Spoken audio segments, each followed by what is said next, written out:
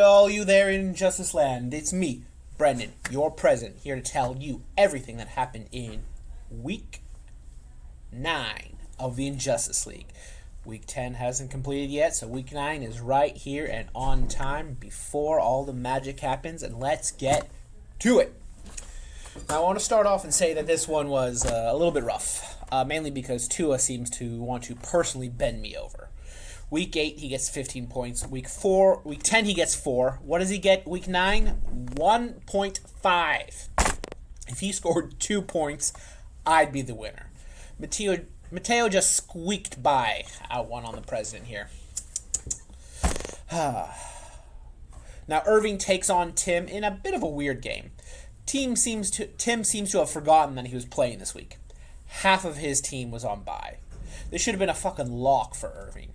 Except when, even though all his players were at the games, they seemed to then drop the ball. Despite not starting a quarterback, a tight end, or a defense, Tim wins this one handily. Now for some more positive games. Like Greg versus Steve. Now these Titans both do terrific here. Steve has multiple players in the teens, with 3 of them scoring multiple touchdowns and double digits. But Greg strikes back with Lamar Jackson scoring 4 touchdowns. Yet somehow that gave him less points than Justin Herbert's 3 touchdowns. That's weird. That is weird, Irving.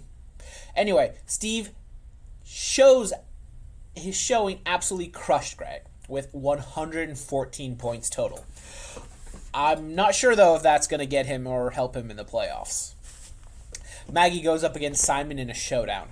Maggie does a passable job here with Kareem Hunt, her namesake, but Simon decides that he needs a tight end with power and goes with Sam Laporta and J.J. McCarthy, ensuring him a victory here tonight.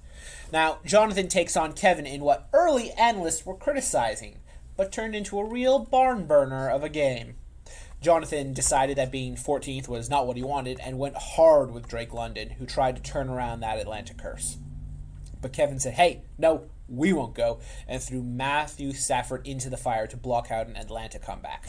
Kevin threw meat at the wall, and it stuck, outscoring Jonathan by 1.5 points.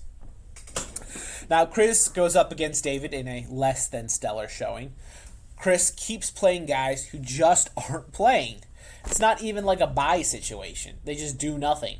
Meanwhile, David gets a defense with 3 interceptions, a QB, 3 touchdowns, and a bunch of scrubs scoring big numbers.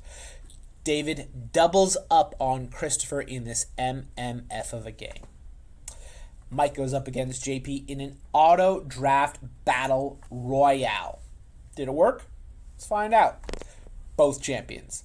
Both managers who reject a crucial aspect of this game that we call Final Fantasy football. In the end, it was JP's fellatio of the AI that gave him the leg up on this one as he rides Joe's Flacco to victory. And there you have it. Week 9 of the Injustice League. We've all been playing, and it's all getting closer and closer to the end of this season. We only have, a month before the playoffs. Who knows? Should I know? I'm only the president. You guys should know out there. You guys out there in Injustice League. Now, I want you all to remember, I'll stay Injustice, you stay League. We out.